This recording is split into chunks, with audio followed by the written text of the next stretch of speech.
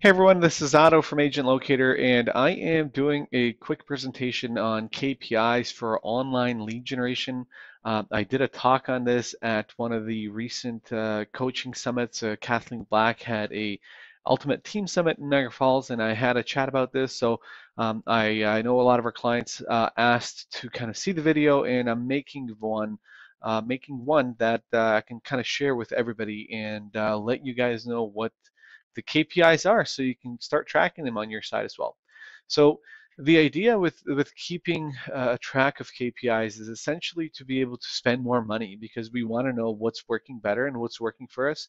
And if we know what's working for us, then theoretically we should be able to increase the ad spend of that source and be able to attain the same exact results.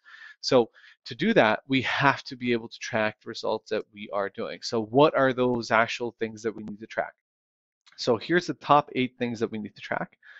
Cost per lead, total incoming leads, made contact ratio, fake ratio, appointment met ratio, signed agreement ratio, and then in the end, the sales ratio. So I'm going to go in detail and talk more about each individual item and how we can track it and what value that you're going to get from actually tracking it.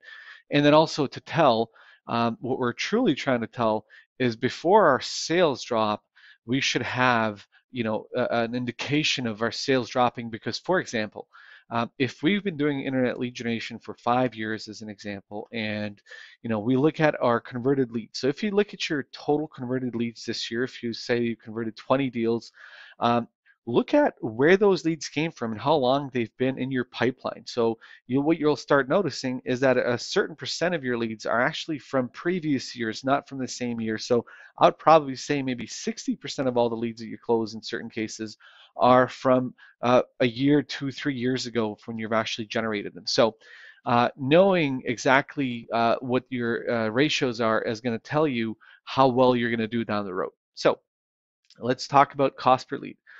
Cost per lead per source is essentially how much am I paying on a lead per lead basis for an incoming lead, and make sure that you include the total cost of the actual system. So if you're paying, let's say, $500 a month for the system, and you have an ad spend of $500 a month, that means in total you're paying $1,000 a month.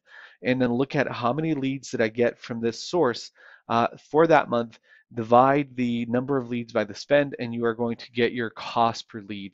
And essentially, we need to have the ability to track that cost per lead on an ongoing basis to know if your cost per lead has had a significant increase. And if it has a significant increase, then obviously we need to go to the actual lead provider and find out why our cost per lead why the lead has actually increased. So that's very important to know. And that's the first key indicator that you're going to track. It's not very hard to track at all. The second thing that we're going to track is total new incoming leads by month and source. So we need to know on a monthly basis how many leads do we get from Google advertising, how many leads do we get from Facebook, open houses, door knocking, et cetera, et cetera. Um, and that's essentially to be able to track when a change happens. So if I've been getting 250 leads a month from Agent Locator Google Leads, and all of a sudden that number drops the next month to 50, obviously, that's something you can tell because you're getting less leads, but you could also have a less significant drop, like, going from 200 to 250 to 200, which is actually not that noticeable. But from a percentage perspective, it's certainly noticeable, and you should be certainly looking at these things on a monthly basis. So the next thing that we are going to track is the monthly contact ratio by source and ISA. So what is really the monthly contact ratio? So essentially, how many leads did I make contact with? So from all the leads that have come in from, let's say, the Agent Locator Google campaign, what percent of those leads have I actually made contact with? And that's pretty easy, whether you made contact with them by SMS, whether you made contact with them by phone call, at least we've actually talked to the lead. And that is one indicator that you're going to use for a quality perspective to find out what is the quality of the lead that I'm actually getting. So if we're keeping a track on an ongoing basis, on a monthly basis, what our contact ratio is, not just by source, but also by ISA, we can track what percent of leads does one ISA contact compared to another. It should be the same percentage across the board, across all the sources for all your ISAs, But in the event that you have one ISA that's saying that they're only contacting 15% of the leads from Agent Locator Google campaign, and another one is contacting 30%, then you know 100% there's something wrong with the other person and something wrong with that ISA that's actually doing that qualification. And then also on top of that, it's great for you to know whether the contact ratio drops from one of your sources. So imagine we are all of a sudden getting a drop in our contact ratio in our Facebook leads. Something must be happening there that's causing that drop that we need to investigate. And it's something that if we can find out in an early stage that it's happening, that means that our losses are going to be much lower as we progress into the months and actually close more deals. So contact ratio. Um, Tip on this, I mean, Agent Locator, Follow Up Boss, Sync, Boomtown Conversion, Contactually, all the modern CRM systems out there track contact ratios fairly easily. And it is something that's certainly easy to track. Another really good measure for you guys to track is speed of contact. So how fast is your ISA reaching out to the lead when it comes in? That is another really cool indicator that you guys should definitely track as well. And next up, fake ratio. So we certainly want to make sure that we know what percent of our leads are actually going to garbage on a monthly basis. And we need to track what percent of our leads are actually being fake. And by fake, I mean both phone number and email are fake, and we are essentially throwing that lead out. Please never, ever delete that lead. If you delete that lead, we are not going to know what our fake percentages are on a month-to-month basis. So certainly, absolutely find out. Mark it as fake, mark it as garbage, mark it as whatever you can at a later date that you can pull up the actual total number of fake leads so you can find out what your fake percentage is. Few reasons again that you want to know your fake percentage. First being that you want to know, has your fake percentage from a specific source increased for some reason? You've been getting consistently 25, 30%, and all of a sudden the fake percentage jumps to 30, 40, 50%. You want to know that that's happened immediately, and this is one way to do it. And one way to do it by numbers, not by feeling. If you feel that you're getting more fake leads and you really don't know, that could have been that you just talked to 3 people in a row that are fake leads, and that might very well be not a large percentage. But this is one way to keep a hold of it. The other thing is your ISA scrap rate. So if your ISA is all of a sudden scrapping a lot more leads without actually, them supposed to be scrapping the leads, there might be an indication that this ISA is doing something they're not supposed to do. So we want to, keep tabs on them from that perspective as well. All right, the next up is monthly set appointments by source and ISA. So we want to know, out of all those leads that we've gotten in that we've contacted, what is the total number of leads, or what's the actual percentage of those that we've actually been able to set appointments with? And that's, whether it's setting an appointment to go look at a house, whether it's setting an appointment to go meet at an office, which is generally better. What percent of those leads are we actually capable of setting into an appointment? Now, this here is going to give you an indication both by source and ISA, which of your ISAs is doing a good job at actually setting up the appointments and which of your ISAs might not be doing a good job at setting up the appointment. So if one of your ISAs has a 30%, let's say, appointment ratio and the other one has a 15% appointment ratio, then there's definitely some learning that has to happen for that ISA, and they have to make sure that they can get on top and get to the same point that the other ISA is at.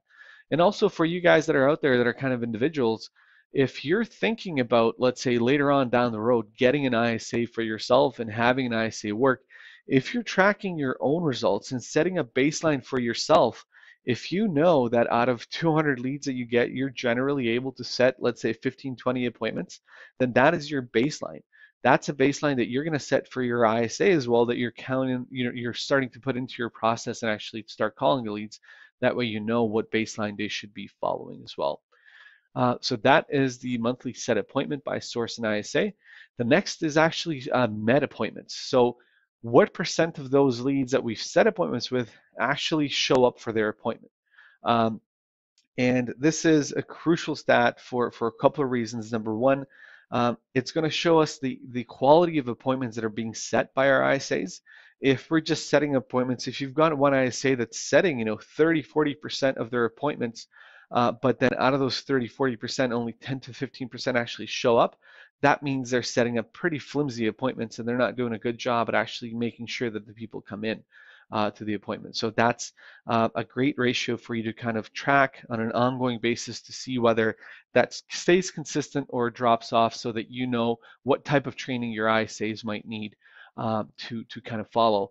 And I want to mention a tip from Anthony Brown, who is a real estate agent, and I was watching a video from him on YouTube where he talks about doing a lot of cold calling.